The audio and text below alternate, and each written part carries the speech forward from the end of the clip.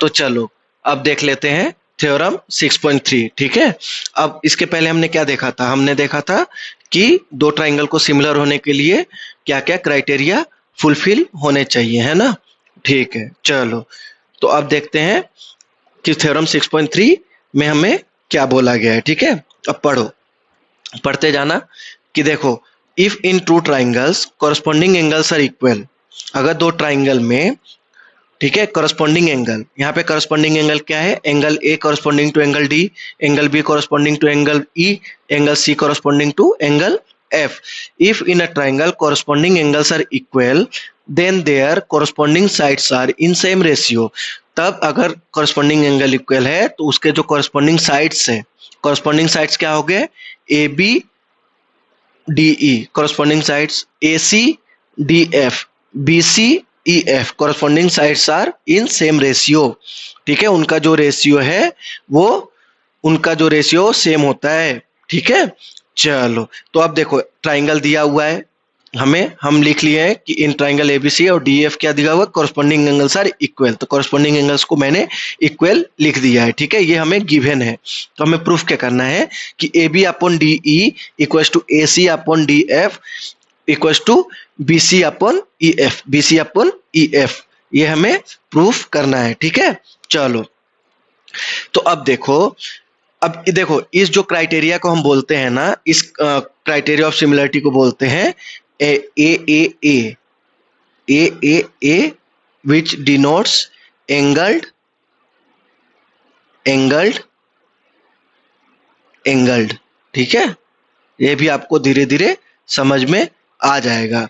इसको बोलते हैं कि एंगल एंगल एंगल, मतलब जब तीनों एंगल इक्वल होते हैं, ठीक है, तो इस क्राइटेरिया से हम लोग इसको सिमिलर बोल सकते हैं। ठीक है, अब हमें देखो, अब हमें प्रूफ करना है कि उसका कॉरस्पॉन्डिंग साइड्स सेम रेशियो में है। ठीक है, चलो, ठीक है, चलो तो अब देखते हैं।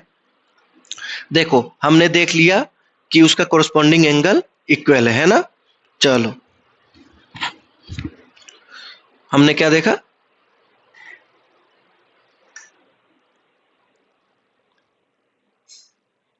हमने क्या देखा कि उसका कॉरस्पॉन्डिंग एंगल इक्वल दिया हुआ है हमें। ठीक है, तो अब देख लेते हैं कि अगर कॉरस्पॉन्डिंग एंगल इक्वल दिया हुआ है तो हम इसको प्रूफ कैसे कर सकते हैं वो देखते हैं। ठीक है, तो इसके लिए हमें क्या करना पड़ेगा? जो ये ट्राइंगल है इसके ऊपर बैठाते हैं। ठीक है, जो ये लेंथ है ना, ए बी का जो लेंथ है, ठीक है, ए बी का लेंथ सपोज ये यहाँ पे आ रहा है। ठीक है, ए बी, अगर ये लेंथ उठा के यहां से हम लोग कट कर दें और ये लेंथ उठा के हम लोग यहां से कट कर दें, ठीक है, तो एक लाइन बन के आती है ना? ठीक है, तो अब इसको बोल देते हैं हम लोग P और Q। ठीक है, चलो आया समझ में? ये हमने बनाया है। ठीक है, चलो तो यहाँ पे लिख लेते हैं जो भी हमने किया है। Let us cut A B equals to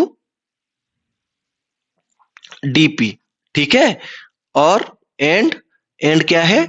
AC equals to DQ। ठीक है, ये हमने काट के वहां से निकाला इक्वल लेंथ का। ठीक है, तो उसका लेंथ इक्वल होगा। ठीक है, बहुत सही। अब चलो, और हमने क्या किया है? हमने ज्वाइन PQ को ज्वाइन कर दिया है। ठीक है, चलो तो अब देखो,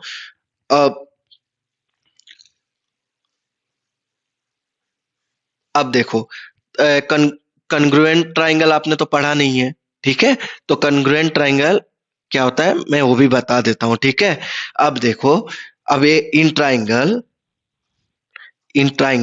ABC एंड ट्राइंगल DPQ, ठीक है, क्या है? Angle A equal to angle D है, angle A equal to angle D, ये हमें गिवन है ना? ठीक है, चलो ये हमें गिवन है। और क्या दिया हुआ है? और देखो हमने A B equal to DP, A B equal to DP, और क्या लिखा हमने? AC इक्वल टू DQ किया हमने। ये हमने खुद बनाया है, ठीक है, ये हमने काटा है यहां से, ठीक है। चलो, तो अब देखो, दो साइड्स इक्वल हैं, दो साइड्स दो ट्राइंगल के इक्वल हैं, ठीक है। A B equal to D P, A C equal to D Q, और एक एंगल इक्वल है, ठीक है, और एक एंगल इक्वल है।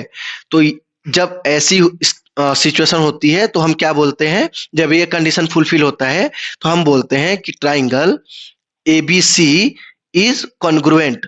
देखो, मैंने बताया था ना कि कॉन्ग्रुएंट का सिंबल ये होता है, इस triangle congruent to triangle D P Q, ठीक है। अब अगर पूछे कोई रीजन, तो by side angle side criteria, ठीक है। बाई साइड एंगल साइड, यहाँ पे डरना नहीं है एकदम। साइड एंगल साइड मैंने या तो एंगल साइड साइड भी लिख सकते थे, साइड एंगल साइड। देखो, साइड एंगल साइड इसलिए लिख रहा हूं क्योंकि साइड है, फिर एंगल है, फिर साइड है, इसलिए साइड एंगल साइड मैं लिख रहा हूं, ठीक है। साइड एंगल साइड, इसको लिख लेते हैं साइड एंगल्ड साइड क्राइटेरिया, ठीक है। इस क्राइटेरिया से वो ट्राइंगल कन्ग्रुएंट है।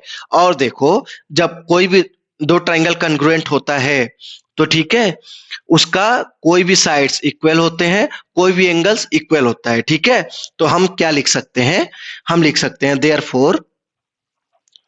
देयरफॉर एंगल बी को इसके इक्वल कर सकते हैं हम लोग, ठीक है। सिंस कन्ग्रुएंट है वो ट्राइंगल, तो उसका कोई भी साइड और कोई भी एंगल, मतलब करस्पॉन्डिंग एंगल और करस्पॉन्डिंग साइड इक्वल कर सकते हैं हम लोग, ठीक है।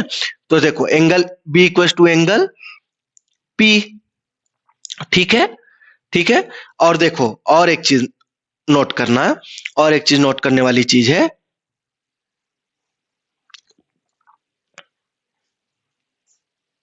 देखो, और एक चीज नोट करने वाली है, क्योंकि देखो, एंगल बी किसके बराबर था और एंगल बी किसके बराबर था, एंगल ई के भी बराबर था। एंगल बी क्या था, एंगल ई के भी बराबर था। तो हम क्या लिख सकते हैं, हम लोग इसको इंप्लाई कर सकते हैं, angle B equal to angle P equal to angle E. देखो, बी के बराबर पी है, बी के बराबर ई है, तो तीनों आपस में बराबर हो गए हैं, ठीक है। अब तुम्हें थोड़ा सा दिमाग लगाना पड़ेगा कि देखो, जब भी दो लाइन दिया हो, ये सपोज मैं एक वो बना लेते हैं, ठीक है। चलो, दो दो लाइन दिया हुआ है, ठीक है, दो लाइन दिया हुआ है और एक लाइन इंटरसेक्ट कर रहा है, ठीक है। तो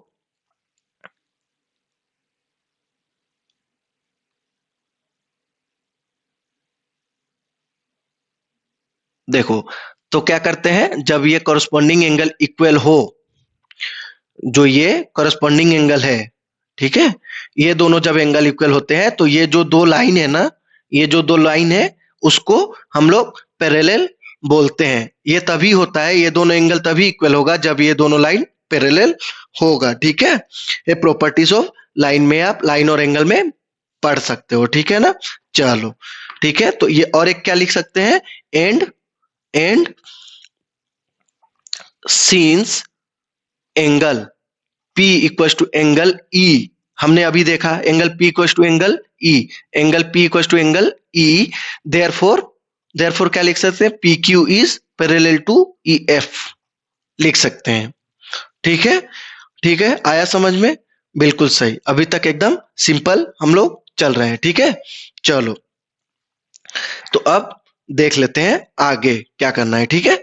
अब देखो, अब ध्यान से देखते रहना कि देखो, अब ये ट्राइंगल में नोट करने वाली चीज ये है कि ये पैरेलल टू EF है और एक ट्राइंगल है, ठीक है, जो दो साइड को पॉइंट P और Q पे कट कर रहा है, ठीक है, और आपस में पैरेलल है। तो हमें याद करो थ्योरम 6.1, है ना। तो हमने थ्योरम में, पिछले थ्योरम में पढ़ा था कि अगर एक लाइन किसी भी दो साइड को इंटरसेक्ट कर रही है और पैरेलल टू थर्ड साइड है, तो उसका कॉरस्पॉन्डिंग जो साइड, मतलब जो साइड्स होते हैं, उनका रेशियो इक्वल होता है, हमने पढ़ा था, ठीक है। तो हम यहाँ पे क्या लिख सकते हैं कि therefore DP upon PE equal to D Q upon E F लिख सकते हैं, एकदम बराबर। ठीक है, बहुत सही। ठीक है, ये हम फ्रॉम थ्योरम थ्योरम 6.1। ठीक है, ठीक है, बहुत सही, बहुत सही। समझ गए हम लोग, समझ गए बिल्कुल आसानी से। देखो अब मैं ये यूज करने वाला हूं। ठीक है, हम लोग इसको यूज करेंगे, तो आप कंटिन्यू करोगे तो आपको समझ में आ जाएगा। ठीक है, चलो यहाँ पे अब देखो हमें क्या मिला। हमें मिला, लिख लेते हैं। ठीक है, हमें क्या मिला था, डीपी अपॉन पीई। हमें मिला था DP upon PE equal to D Q upon E F. हमें ये मिला था थ्योरम 6.1 से। ठीक है, एकदम आसान, एकदम आसान, अभी तक सब समझ में आ रहा है। ठीक है, चलो तो अब देखो ध्यान से देखना। ये पीई को क्या लिख सकते हैं हम लोग, जो ये पीई है, ये पीई है, क्या लिख सकते हैं हम लोग यहाँ पे याद, ये ध्यान देना। ठीक है, ये ध्यान देने वाली चीज है। DP plus PE equal to DE लिख सकते हैं कि नहीं, इसका सम प्लस इसका सम। ठीक है, इसका और इसका दोनों का सम क्या है, ये मिला के बड़ा वाला लेंथ हो जाएगा। ठीक है, बहुत सही। तो यहां से क्या लिख सकते हैं, देखो ध्यान से देखना है। हम लोग पीई को क्या लिख सकते हैं, पीई को लिख सकते हैं डीई माइनस डीपी, लिख सकते हैं एकदम आसानी तरीके से। सिमिलरली हम लोग क्या लिख सकते हैं कि Q F equal to D F minus D Q, D F minus D Q. ठीक है, ये चीज आपको याद रखनी है। ठीक है, तो हमने क्या लिखा, हमने देखा था कि पी को क्या लिख सकते हैं, डीई माइनस डीपी। ठीक है, आया समझ में, बहुत सही। अब डी क्यू को डी क्यू रहने देते हैं, और ई एफ को क्या लिख सकते हैं, सॉरी सॉरी यहाँ पे देखो डी क्यू, ये ई एफ नहीं है, क्यू एफ है। ठीक है, सॉरी मिस्टेक के लिए सॉरी। ये ई एफ मैंने गलती से लिख दिया है। ठीक है, कंफ्यूज थोड़ा भी नहीं होना है। ठीक है, चलो तो अब देखो D Q upon Q F, यहाँ पे भी लिख लेते हैं D Q upon Q F. ठीक है, अब क्यू एफ को क्या लिख सकते हैं, क्यू एफ को लिख सकते हैं D F minus D Q. Q F को क्या लिख सकते हैं, D F minus D Q. ठीक है, बहुत सही, बहुत सही, आया समझ में, आया समझ में। ठीक है, अब चलो ऊपर नीचे कर लेते हैं। ठीक है, ऊपर नीचे कर लेते हैं। देखो एक तरफ ही ऊपर नीचे नहीं करना होता है। ठीक है, अगर इस तरफ ऊपर नीचे कर रहे हो, ऊपर नीचे कर रहे हो, तो इधर भी ऊपर नीचे करना पड़ेगा। ठीक है, चलो अब देखो इसको सेपरेट आउट कर लेते हैं, एक एक करके अलग अलग करके डिवाइड कर लेते हैं। D upon DP minus D minus ये डीपी है। ठीक है, डी माइनस ऊपर नीचे कर दिया मैंने। ठीक है, डीपी बाई ये डीपी इक्वल टू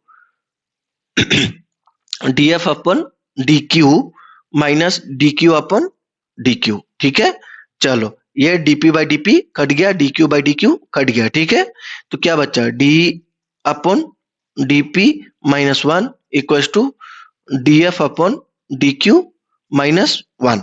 ठीक है, अब माइनस वन को उधर भेज देंगे तो प्लस वन हो जाएगा, तो प्लस वन और माइनस वन जीरो हो जाएगा, तो इसको काट सकते हैं। ठीक है, तो अब बचा क्या हमारे पास, डीई अपन डीपी।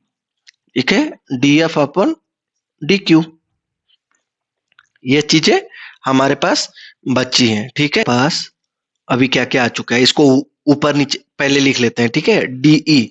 अब देखो अगर आपको याद हो, ठीक है, तो हमने डीपी किसके बराबर किया था, हमने किया था डीपी बराबर ए बी, हमने कट किया था। ठीक है, तो डीपी के जगह ए बी लिख सकते हैं और डी क्यू के जगह ए सी लिख सकते हैं। ठीक है, ये हमने खुद किया था ये। ठीक है, कट किया था हमने। ठीक है, तो क्या लिख सकते हैं, डीपी के जगह ए बी लिख सकते हैं, और D F upon D Q के जगह क्या लिख सकते हैं, डी क्यू के जगह ए सी लिख सकते हैं। ठीक है, अब इसको कर लेते हैं ऊपर नीचे। ठीक है, A B upon D E equal to A C upon D F. ठीक है, बहुत सही, ये हमारे पास आ चुका है। ठीक है, अब देखने वाली चीज ये है कि देखो हमने क्या किया, हमने प्रूफ किया A B upon D E equal to A C upon D F. ठीक है, हमने किया। देखो अगर यही सेम चीज हमने यहाँ कट लगाया है ना, हमने यहाँ कट लगाया है, हम अगर इस ट्राइंगल को इधर बैठा देते, इस कॉर्नर पे बैठा देते, समझ रहे हो क्या बोल रहा हूँ? देखो एक ट्राइंगल फिर से बनाता हूँ, एक ट्राइंगल यहाँ पे फिर से बनाते हैं, ठीक है, आपको समझ में आ जाएगा। ठीक है, ठीक है, चलो ठीक है, बी सी ए, ठीक है, और ई एफ डी, ठीक है। अब देखो एक कॉरेस्पॉन्डिंग एंगल तो इक्वल है, ठीक है, एक कॉरेस्पॉन्डिंग एंगल इक्वल है। अब एज्यूम करो कि हम यहाँ पे बैठा रहे हैं, ये जो बी है ई के साथ मैच करा दे रहे हैं और उठा के यहाँ ऐसे रख दे रहे हैं। आया समझ में? ठीक है, हम क्या कर रहे हैं, यहाँ उठा के यहाँ रख दे रहे हैं। ठीक है, तो उस सिचुएशन में हम सेम तरीके से ये भी प्रूफ कर सकते हैं कि क्या प्रूफ कर सकते हैं, हम ये भी प्रूफ कर सकते हैं कि सिमिलरली अगर ऐसा एज्यूम करके हम लोग करें तो सिमिलरली दोबारा करने की जरूरत नहीं है। अगर सिमिलरली लिख के ये लिख दो कि ए बी अपॉन डीई, ठीक है, ए बी अपॉन क्या है, DE will be equal to B C upon E F, ठीक है, B C upon E F. आया समझ में? ये सिमिलरली करके आप लिख सकते हो। ठीक है, इसको भी दिखाने की अलग से जरूरत नहीं है।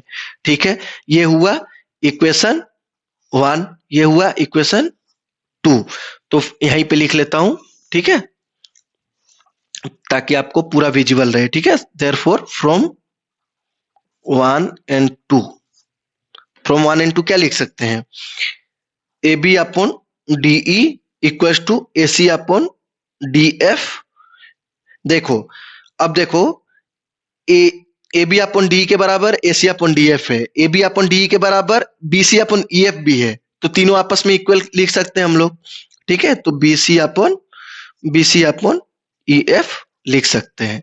तो हमें प्रूफ क्या करना था, हमें प्रूफ यही करना था। देखो हमें प्रूफ करना था A B upon DE equal to A C upon D F equal to B C upon E F, hence proved. ठीक है, हेंस प्रूव्ड। और अगर ये दोनों कंडीशन सेटिस्फाई करते हैं तो हम क्या बोलते हैं कि ट्राइंगल सिमिलर है, ये हमारा क्राइटेरिया के अंदर आता है। ठीक है, बहुत सही। चलो हमने 6.3 आसानी से प्रूफ कर लिया है। ठीक है, इसी तरीके से आप एग्जाम में भी लिखोगे तो फुल मार्क्स मिलेंगे। ठीक है, चलो बहुत सही। और देखो एग्जाम में ध्यान देना कि कुछ भी चीज लिखते हो तो ये एज्यूम करके लिखना एग्जामिनर को कुछ नहीं आता है। ठीक है, जो आपका पेपर चेक कर रहा है उसे छोटी छोटी डिटेल्स देने की आपको जरूरत है। ठीक है, चलो बहुत सही।